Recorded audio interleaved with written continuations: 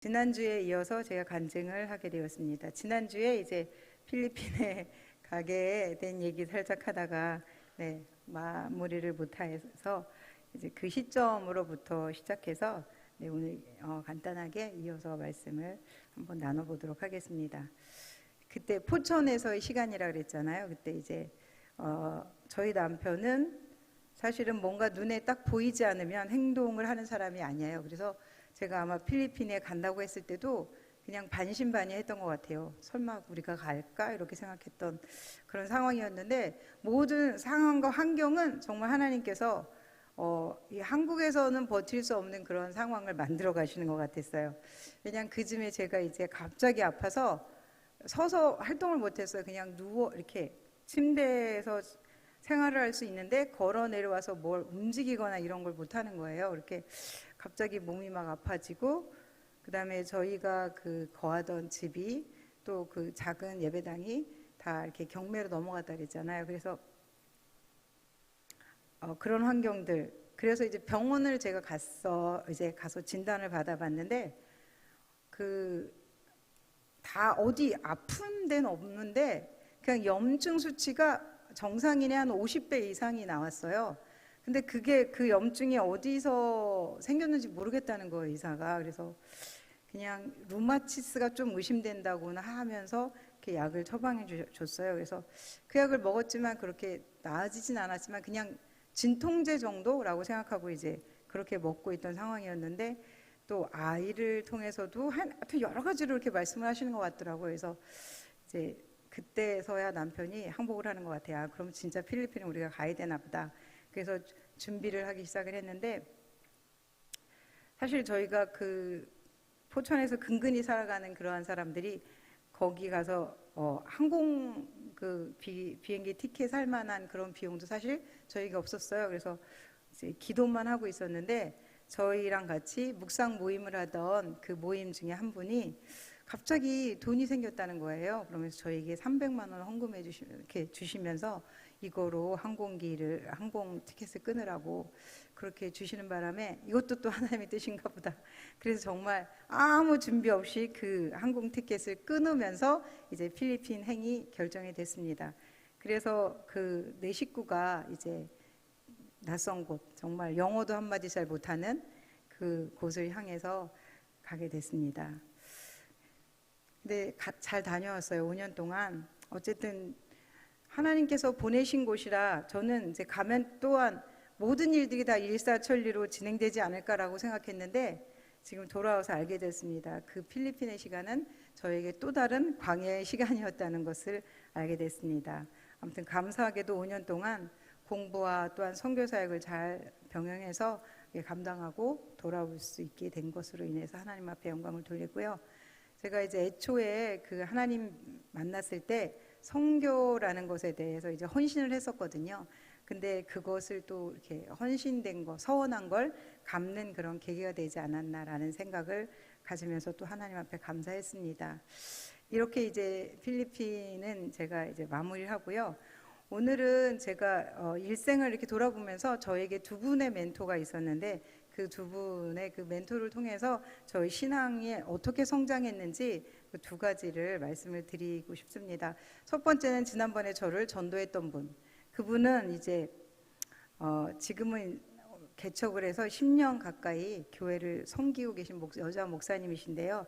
그렇게 저를 이제 교회를 인도하셨고, 그 다음에 저를 세우려고 계속 기도를 물론 해주셨을 것이고, 그 다음에 제가 일이 있을 때마다 알려주시고 가르쳐 주시고 그렇게 해주셨던 분인데, 마치 제가 이제 초등학교 과정을 마치면 중등 과정을 가야 되는 것처럼 저의 이제 신앙이 이렇게 초기 단계가 조금 이렇게 완성이 되자 하나님은 또 다른 분을 저에게 이제 붙여주셨는데, 그분은 이제 언제 만나게 됐냐면 제가 결혼을 하게 됐어요. 근데 저희 남편과는 3개월 만난 후에 결혼을 한 거예요.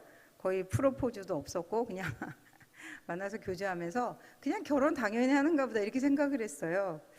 그래서 이제 그렇게 3개월 만에 결혼을 했는데 결혼하기 전에 저희 친정 오빠 올케를 이제 남편을 만나게 해줬어요. 그랬더니 돌아오는 길에 너희 남편이 좀 이상하다. 이렇게 약간 허리가 구부정한 게 어디 아픈 사람 같다고 저한테 그렇게 얘기를 하는 거예요. 근데 저는 이제 그렇지 않았거든요. 그냥 멀쩡한 사람 같이 보여서 왜 멀쩡한 사람을 장애인으로 만들고 그래? 내가 보기엔 괜찮은데 이제 이렇게 생각을 했던 그런 이제 일이 있었어요. 저도 사실은 눈썰미가 그렇게 나쁘지 않았는데 왜 몰랐는지 모르겠어요. 전혀 그 사람이 하여튼 그랬어요. 근데 결혼하고 난 다음에 알게 된 게 강직성 척추염을 앓고 있었고, 그다음에 어려서 소아마비를 가지고 태어난 사람이었다는 것. 그다음에 신체 구조가 이 다른 사람하고는 달라요. 이렇게 이 뼈가 하나씩 다 이렇게 내려앉아 있는, 그러니까 정상은 아니고 장애 2급을 가진 사람이라는 것을 결혼을 하고 나서 알게 됐습니다. 이제 그렇게 해서 그렇게 자란 사람이라 여러 가지 마음까지도 아픈 사람이었다는 것을 몰랐던 거죠. 결혼 생활은 결코 순탄하지 않았습니다. 저도 이제 결혼에 대한 기대치가 있었어요. 혼자 이렇게 살다가 남편을 만나면 절대적인 내 편일 것이다 라는 기대를 가지고, 그 다음에 외롭거나 그럴 걸 생각하지 않고 그냥 나에게는 행복이 이제 앞으로 있을 것이다 라는 그런 기대치를 가지고 남편을 만나서 이제 살게 됐는데, 제 생각과는 정말 결혼은 달랐습니다. 물론 우선 둘 성격이 너무 차이가 있었어요. 둘 다 성격이 달랐어요. 남편은 좀 이성적인 사람이라면 저는 좀 감성적인 사람에 가까웠습니다. 이것을 요즘 젊은 분들이 많이 하는 MBTI 아시죠? 그 성격으로 이렇게 좀 구분해서 본다면 저는 ENFP라는, 그리고 남편은 ISTJ. 그러니까 그냥 다 일일이 따지지 않아도 이 넷 중에 하나도 안 맞아요. 서로 E도 안 맞고 I도 안 맞고, N이면 남편은 S, 제가 F면 이 사람은 T, 그다음에 제가 P면 J. 그러니까 이렇게 하나도 안 맞는 그런 사람이었던 거예요. 그런데 이제 그런 사람과 같이 믿음만을 가지고 은혜만을 가지고 그렇게 해석이 되는 건 아니더라고요. 그래서 굉장히 이제 힘들었습니다. 근데 이거를 지금 다 어떻게 힘들었는지에 대해서 다 얘기를 하게 되면 남편이 혹시 이 방송을 듣고 이 간증을 듣고 시험 들을까봐 제가 말씀을 못 드릴 것 같습니다. 네.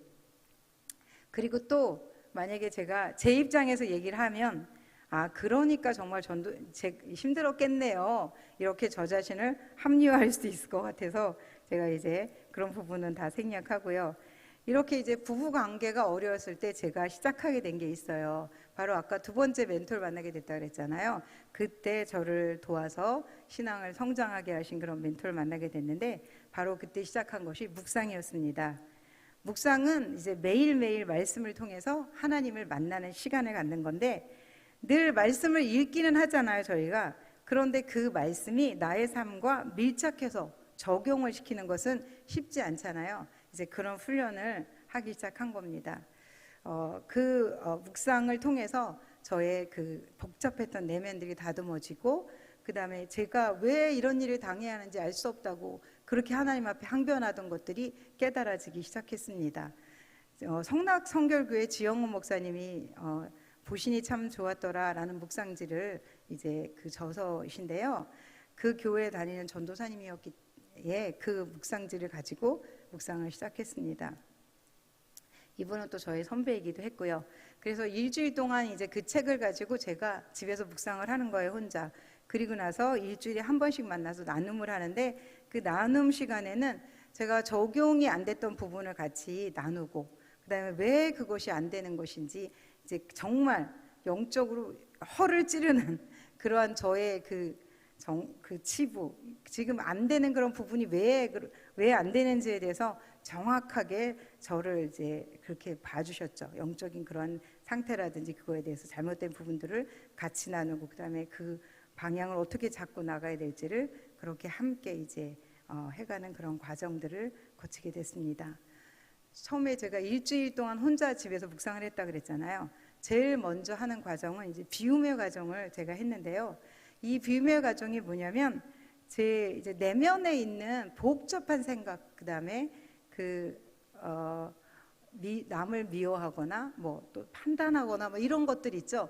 그런 것들이 있으면 이 비움이 되지 않으면 체험도 일어나지 않아요. 아무리 말씀을 읽어도 그 말씀이 깨달아지지 않는 데는 내 안에 너무 이렇게 물컵에 물이 차 있으면 더 이상 다른 내용물을 담을 수 없잖아요. 그와 마찬가지로 우리 안에 복잡한 것들을, 사고들을 다 비워내야 돼요. 그래야 하나님의 말씀이 읽을 때 깨우쳐지고 깨달아지는 거기 때문에 처음에 비움을 시작을 합니다. 제 속에 일단 남편과 결혼 생활을 통해서 가져온 원망과 불평으로 가득 차 있었잖아요. 그래서 그것들을 비움을 하기 시작을 하는 거예요. 그런데 이게 비움이 생각처럼 쉽지가 않아요. 어디서부터 시작을 해야 될지 이게 실타래와 같이 엉켜 있고, 그 다음에 마치 내 것인 양, 내가 지금까지 그렇게 살아왔었으니까 마치 나인 양, 나의 인격으로 굳어져 버린 이런 옛사람의 습관들을 버리기는 굉장히 어렵고, 그렇게 또 그거를 바꿔나간다는 것은 고통스러운 그런 과정이라는 것을 저는 알게 됐습니다. 그러니까 예를 간단하게 들자면, 만약에 이제 그날 남편과 부딪혔던 그런 문제가 있다고 생각해 봅시다. 그러면 그걸 비움을 어떻게 시작을 하냐면, 아버지, 오늘은 남편이 큰아이 방에 있는 물건을 다 갖다 버렸네요. 정말 미친 거 아닌가요? 정말 이해할 수 없어요. 왜 버리죠? 아이는 지금 자기 거 버렸다고 울고불고 난리가 났는데요. 주님, 저 이럴 때 어떻게 해야 돼요? 라고 이렇게 이해할 수 없어요. 하나님. 그러면서 이제 하나님 앞에 그걸 글로 쓰는 거예요. 정말 제 마음을 그냥. 그것이 비움입니다. 그렇게 저희 속상하고 정말 어떤 때는 울분이 차오르기도 하고 어떤 때는 욕이 나오기도 해요. 그럼 그냥 쓰는 거 하나님 앞에 기도하는 그런 기도문으로 이제 하나님 그렇게 계속 쓰면, 어떤 때는 책이 정말 시커매질 정도로 작은 글씨로 깨알 같은 그런 글씨로 이렇게 비움을 해나가기 시작했습니다. 그 비움을 하고 나서 그날 본문을 읽으면 제가 비움했던 거와 연관을 시켜서 하나님이 말씀으로 주실 때가 굉장히 많았어요. 그래서 되게 정말 말씀하시는 그 하나님이 비움을 할 때 체험을 주시는구나 라는 것들을 많이 깨닫게 됐던 그러한 일들이었습니다. 그 당시의 일들이 이제 그렇게 저희 마음을 추스릴 수 있도록 하나님은 도와주셨고, 저희 마음이 그렇게 점차 다스려져 갔던 같습니다. 사실은 제가 왜 그 사람이 미웠을까요? 저의 판단이겠죠. 제가 그 남편에 대한 판단을 가지고 있기 때문에 남편을 판단하고, 그 다음에 그 판단이 넌 잘못됐어, 나는 옳아, 이렇게 일단은 결론을 내리면 저는 항상 의인이 되는 거고 상대방은 항상 죄인이고 잘못한 사람이 되는 거죠. 그래서 그 사람은 저에게 제가 정죄를 하는 거고, 그렇게 시작하면 저는 점점 하나님이 돼가는 거고 그 사람은 점점 죄인이 돼가는 거였습니다. 그래서 그 비움의 시간에 그거를 이제 그 작업을 해가는 것입니다. 저는 저 사람을 미워하지만 하나님은 아니군요. 이런 것들을 하나님께서 저를 자꾸 보게 하시는 거였어요. 그래서 이 마음은 하나님이 주신 마음이 아니라 내 마음이구나. 내가 지금까지 살아왔던 그런 경험이라든지 아니면 내가 윤리적이고 도덕적인 그런 가치관을 가지고 이 사람을 판단하고 있구나라는 것들을 깨닫게 해주시는 거였습니다. 그래서 그 작업들을 계속 해나갈수록 저는 이제 남편에 대한 판단이 없어지고, 그리고 그를 이해하고 사랑할 수 있는 그런 마음이 점차 생겨나기 시작했습니다. 이제 이 비움이 굉장히 많이 되고 나면 어떻게 되냐면 나도 모르게 잘못한 그 사람의 입장에서 기도할 수 있는 그런 마음이 생기기도 해요. 그래서 이제 이렇게 기도를 하기도 시작했습니다.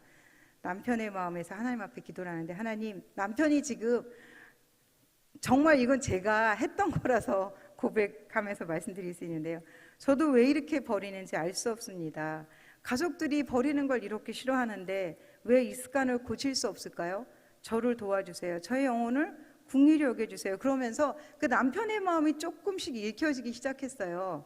그거는 금방 이루어지는 것이 아니라 제가 묵상을 좀 오랫동안 했을 때 이렇게까지 할 수 있었던 그러한 상태가 될 수 있었다고, 그러니까 성숙된 과정이었다고 그렇게 볼 수 있겠죠.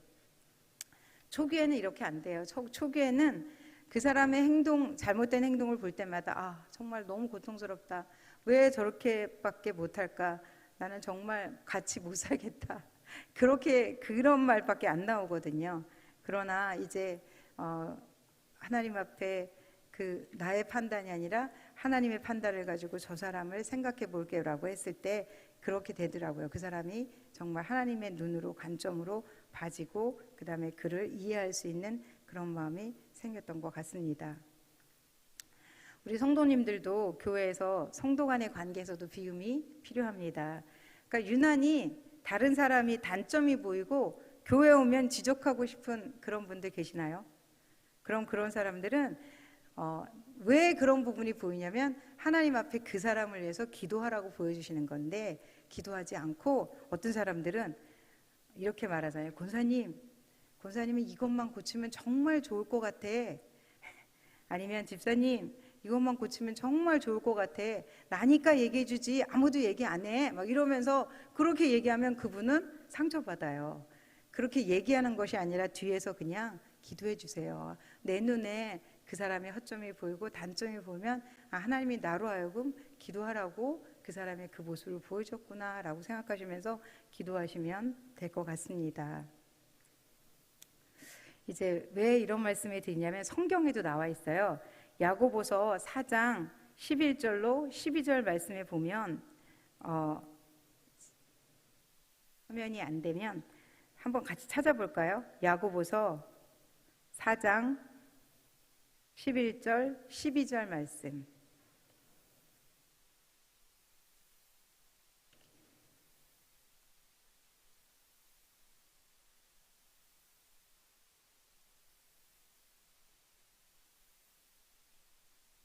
같이 읽겠습니다. 형제들아 서로 비방하지 말라. 형제를 비방하는 자나 형제를 판단하는 자는 곧 율법을 비방하고 율법을 판단하는 것이라. 내가 만일 율법을 판단하면 율법의 준행자가 아니요 재판관이로다. 입법자와 재판관은 오직 한 분이시니 능히 구원하기도 하시며 멸하기도 하시느니라. 너는 누구이기에 이웃을 판단하느냐. 자, 이 말씀에 야고보서 말씀에도 있잖아요. 재판관은 오직 한 분밖에 없다 그랬어요. 근데 우리가 상대방에 대해서 판단을 하게 되면 내가 바로 재판관이 되어서 그를 판단하는 것입니다. 그래서 조언할 때 나는 뭐예요? 재판관이 되는 거예요. 판단하는 거예요. 그 사람에 대해서. 그러나 하나님께서 오늘 이 야고보서 말씀을 통해서 우리에게 가르쳐 주시는 것은 형제에 대해서도 비방하지 말고 형제를 판단하지 말라. 율법을 비방하고 율법을 판단한 것이야. 내가 만일 율법을 판단하면 율법의 준행자가 아니요 율법의 재판관이로다. 그러니까 재판관이 되는 것이 바로 판단하는 모습이라는 것들을 기억하시고 우리가 정말 허물이 있고 그렇게 단점이 보이는 사람들을 향해서 같이 기도하는 그러한 저희들이 되었으면 좋겠습니다. 네. 오늘 제가 이제 이 말씀을 준비하면서 오늘도 묵상을 했어요. 묵상을 했는데 제가 이제 비움을 그렇게 한 거예요. 하나님, 제가 오늘 또 간증을 나눠야 되는데 남편에 대해서 너무 속속들이 치부를 다 드러내면 나중에 그 사람이 설 자리가 없을 것 같아요. 그래서 이제 그렇게 비움을 하니까 그러고 나서 제가 성경을 읽었습니다. 오늘 본문 제가 요새 생명의 삶을 가지고 묵상을 하는데 읽었을 때 그 전도서 말씀이었어요. 3장 16절 17절 말씀이었는데 그 말씀을 읽을 때 이런 말씀이었는데 17절만 제가 읽어드릴게요. 내가 내 마음속으로 이르기를 의인과 악인을 하나님이 심판하시리니 이는 모든 소망하는 일과 모든 행사에 때가 있음이라 하였으며, 이제 이 말씀을 가지고 저는 그 때가 있다라는 말씀에 제가 이제 체험을 했어요. 때가 있다는 그 말씀이 왜 그랬냐면 이 말씀을 보면서 남편이 저에게 그렇게 고통을, 그러니까 제가 그랬다 그랬잖아요. 아까 그 버렸다는 거, 그 외에도 너무나 많은 사건들이 있었겠죠. 그런데 그럴 때마다 남편이 바로 저의 그 성숙을 위해서, 신앙 성숙을 위해서 하나님이 도구로 남편을 사용한 것이구나. 그러면 또 마찬가지겠죠. 남편의 신앙 성숙을 위해서 저도 도구가 돼서 이렇게 그렇게 쓸 때가 있을 거잖아요. 그래서 때가 이런 것이라는 그런 체험을 오늘은 제가 묵상을 가지고 했던 그런 기억이 납니다.